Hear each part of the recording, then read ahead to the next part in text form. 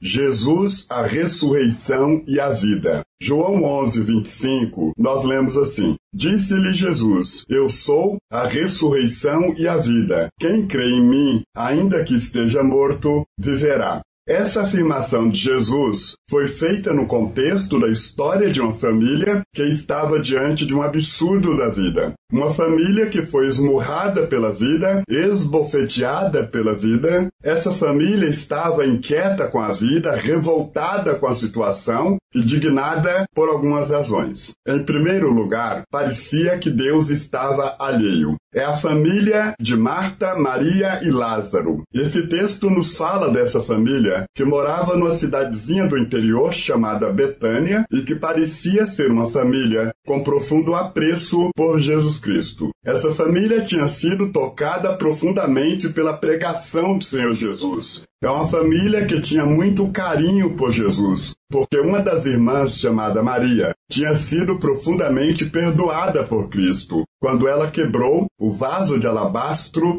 um perfume caríssimo, para ungir e preparar o corpo do Senhor para a morte. E Jesus Cristo disse, em qualquer parte do mundo onde for pregado este evangelho, será contada a história dessa mulher. Lembram-se, essa é uma família evangélica que vivia direitinho depois de ter se encontrado com o Senhor Jesus. Era uma família que tinha sido colocada em ordem por Jesus Cristo. E, naturalmente, essa família devia ter grandes expectativas de Deus, esperança de dias melhores e tudo mais. Mas, de repente, o cúmulo do absurdo acontece. Os tapas perversos da vida caem sobre essa família. Vejam, meus amados irmãos, as dúvidas e os problemas que essa família estava enfrentando. No versículo de número 3, quem está doente? Mandaram-lhe, pois, suas irmãs dizer, Senhor, eis que está enfermo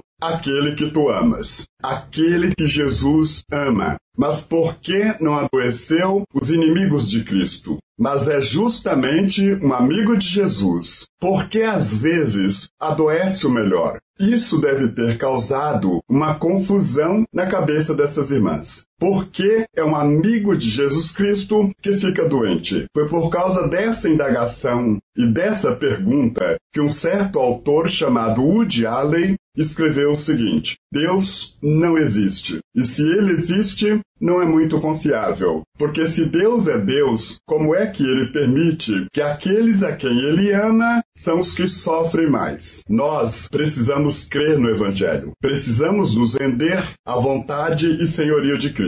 Mas a nossa fé em Deus não nos isenta de enfrentarmos os problemas rotineiros da vida. O grande desafio é desenvolver a nossa fé em Deus exatamente nesse contexto. Esse é o nosso contexto, a nossa realidade. E não adianta você se trancar dentro da sua casa, sua vida, sua religião, achando que sem Deus você consegue resolver os seus problemas do mesmo jeito. Não consegue. Piora cada vez mais. Talvez você esteja acompanhando este vídeo com o seguinte pensamento: pode ser que exista Deus, mas ele não se envolve comigo. Não está nem aí para os meus problemas, porque aqueles a quem ele ama são os que sofrem mais. Em segundo lugar, a revolta dessa família vem do fato de que Deus, na verdade, parece estar indisponível. Não somente alheio, como no primeiro ponto, mas indisponível. No versículo de número 6, após receber a notícia de que Lázaro estava doente, Jesus ainda demora 2 dias para tomar qualquer iniciativa. Isso é desesperador. Imagine isso na cabeça dessas irmãs. Essa demora de Jesus trouxe a morte de Lázaro. Eu fico imaginando a confusão na cabeça dessas irmãs. Mas nós mandamos dizer a ele,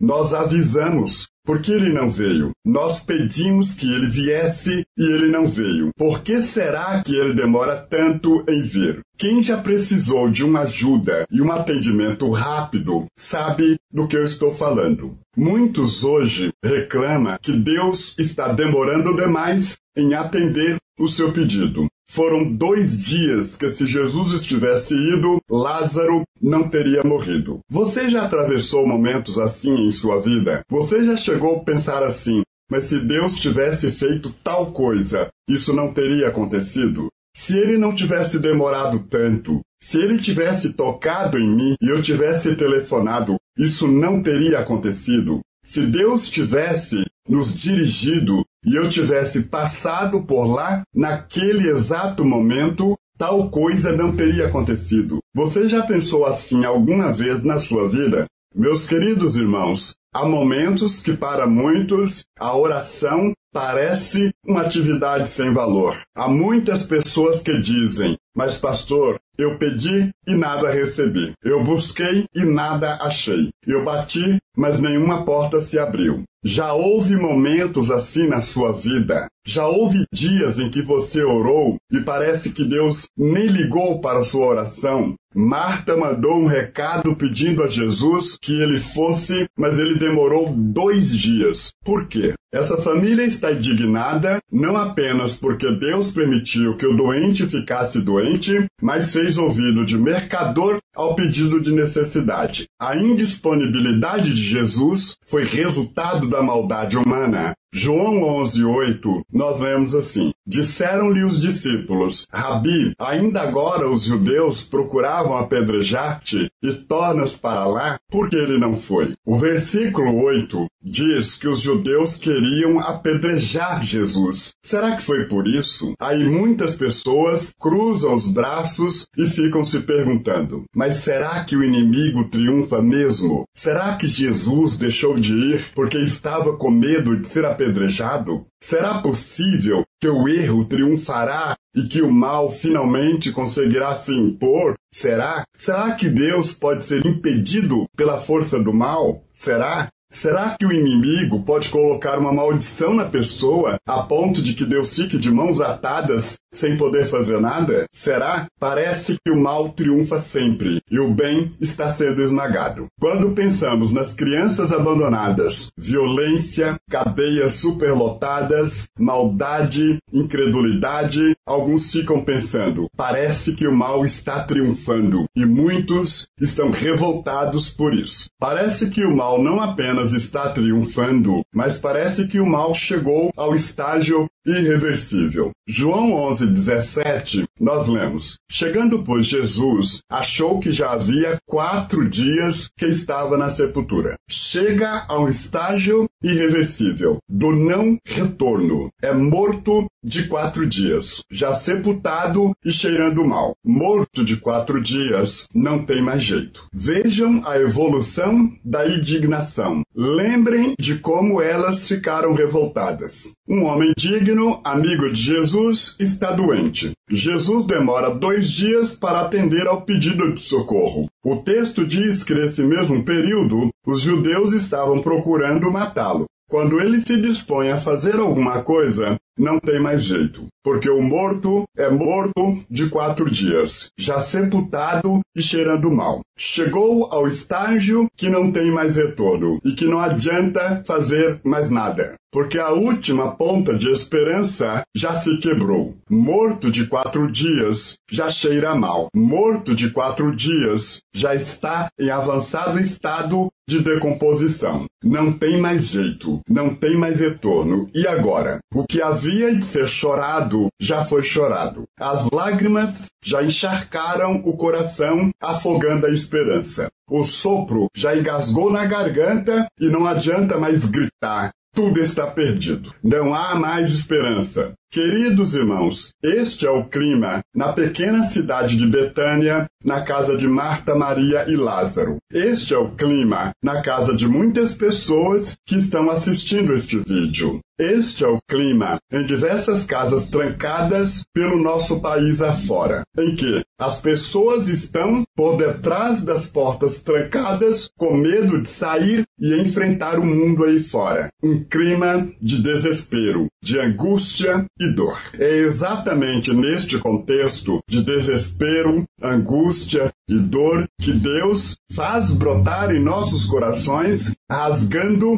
a mensagem do Evangelho de Jesus Cristo. E qual é a mensagem do Evangelho? A mensagem do Evangelho é, em primeiro lugar, em Cristo a morte não acaba em morte. João 11:4, nós lemos assim: E Jesus, ouvindo isto, disse: Esta enfermidade não é para a morte, mas para a glória de Deus, para que o Filho de Deus seja glorificado por ela. Em Cristo, a morte não acaba em morte. Jesus, porém, ao ouvir isto, disse: Esta enfermidade não é para a morte, mas para a glória de Deus, para que o Filho de Deus seja glorificado por ela. Todos estão apavorados, perplexos, inquietos, batendo com a cabeça na parede, correndo de um lado para o outro, mas em Cristo a morte não acaba em morte. Jesus disse: Esta doença não é para a morte, mas para que nela se manifeste a glória de Deus. Em Cristo morre a morte. Qual é a mensagem do Evangelho de Jesus?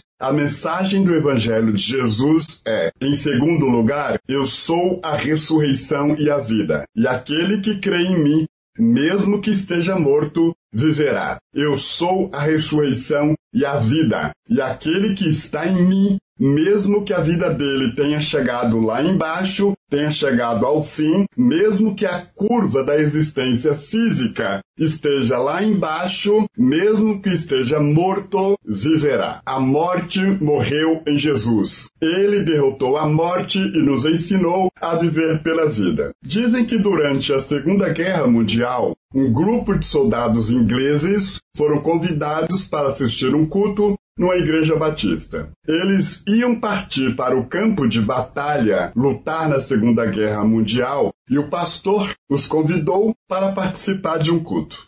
E quando eles estavam naquela igreja, o pastor leu a Bíblia, coral cantou, aquela multidão, só soldados. E dizem que quando o pastor terminou de pregar, um soldado ficou em pé no meio daquela multidão de soldados e disse: Pastor, eu tenho uma pergunta a lhe fazer. O pastor disse: Pode falar, meu filho. O soldado disse: Pastor, eu tenho certeza que na semana que vem, muitos de nós estaremos mortos. Nós somos soldados indo para a guerra, e numa guerra se vai para matar ou morrer. Portanto, muitos de nós estaremos mortos na semana que vem. A pergunta que eu quero lhe fazer é a seguinte: será que o Senhor poderia nos ensinar a morrer? E dizem que o pastor, em pé, sem titubear um segundo, respondeu o seguinte: Disse Jesus: Eu sou a ressurreição e a vida, e aquele que está em mim, mesmo que esteja morto,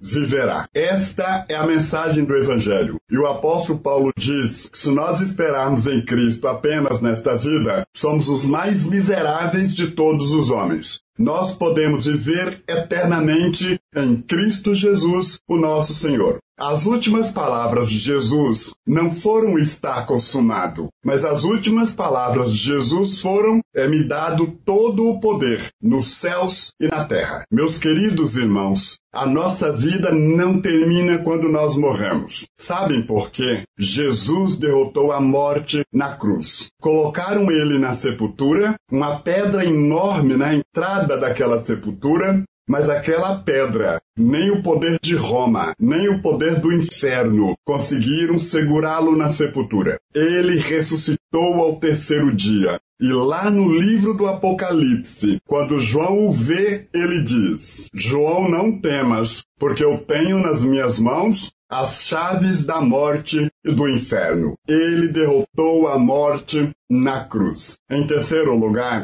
Deus está envolvido sim conosco. Deus não está surdo à nossa oração. Deus não se endurece diante da nossa necessidade. O versículo de número 25, o texto nos diz, nas lindas palavras de Jesus: Eu sou a ressurreição e a vida, e aquele que crê em mim, mesmo que esteja morto, viverá. E no versículo de número 35 está escrito: Jesus chorou. Ele chorou Parecia que ele estava ausente diante da necessidade de Marta, Maria e Lázaro. Marta mandou chamar Jesus e ele demorou, mas não porque ele estivesse ausente à necessidade daquela família. Ele não estava ausente, ele não estava insensível. Ele chorou porque se comove com as nossas necessidades. Jesus, meus queridos irmãos, não estava ausente, ele estava presente. Aí alguém pode dizer, mas por que ele não foi logo e ressuscitou Lázaro? Quando Deus demora, é porque ele quer enlarguecer em nós a capacidade de receber o milagre. Por que Jesus demorou? Porque aquela família nunca mais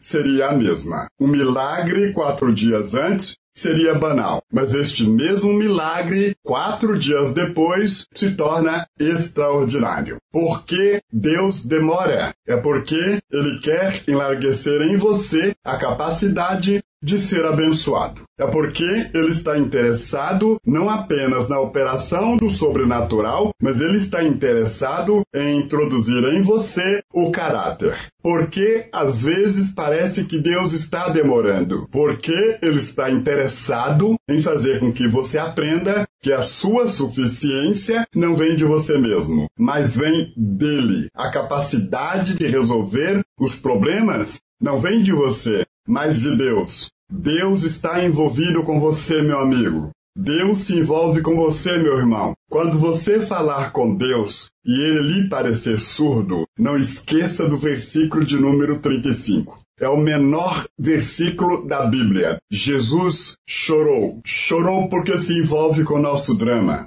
O nosso Deus não tem os pés de barro para que não ande.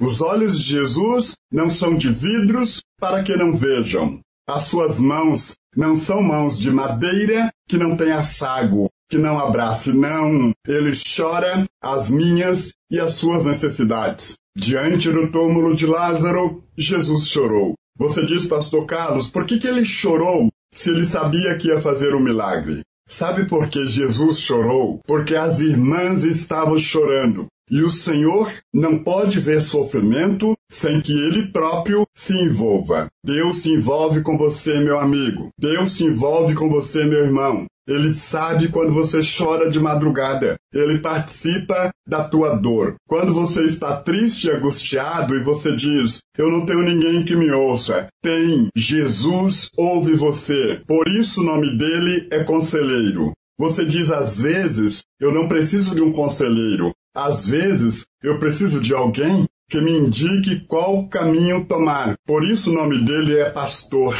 Ele é o caminho, a verdade e a vida. Você diz, mas às vezes eu estou precisando de alguém que me apoie, que me fortaleça. O nome dele é Rocha de Israel. Pode ser que às vezes você precise de uma palavra de perdão. O nome dele é Salvador.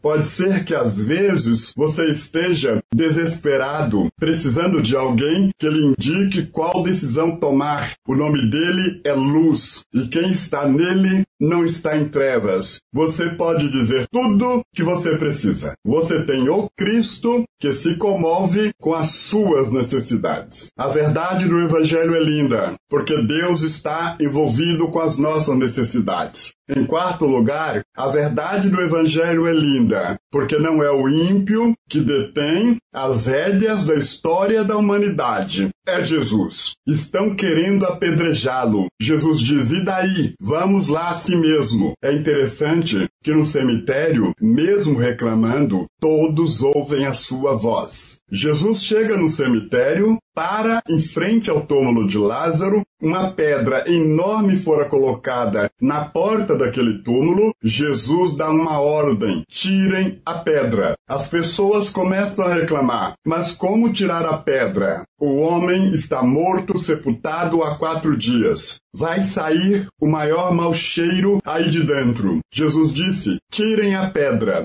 E Jesus, meus queridos irmãos, com a mesma autoridade que criou os céus e a terra, porque no Evangelho de João diz, no princípio era o Verbo, e o Verbo estava com Deus, e o Verbo era Deus. Ele estava no princípio com Deus. Todas as coisas foram feitas por intermédio dele, e sem ele, nada do que foi feito se fez. Com essa mesma autoridade, ele se vira para dentro da sepultura e diz: Lázaro, vem para fora. E o morto de 4 dias, já cheirando mal, ouviu a palavra regeneradora de Cristo. A palavra regeneradora de Cristo estava podre, foi se refazendo. E ressuscitar é mais difícil do que criar, porque ressuscitar é partir de coisas podres, degeneradas, desvirtuadas. Mas quem falou foi o Criador dos céus e da terra. Vem para fora. E o que estava morto ouviu a palavra do Cristo Todo-Poderoso. E naquele instante, viu-se que a expressão de Jesus no versículo de número 25 não é brincadeira. Quando ele diz: eu sou a ressurreição e a vida, e aquele que está em mim, ainda que esteja morto, viverá. Meus queridos irmãos, às vezes nós ficamos pensando assim: será que o ímpio vai ter sempre vitória mesmo? Será que a maldade vai dominar para sempre? Será que o mundo terminará com grande selvageria? Alguns querendo matar? Será assim? Não.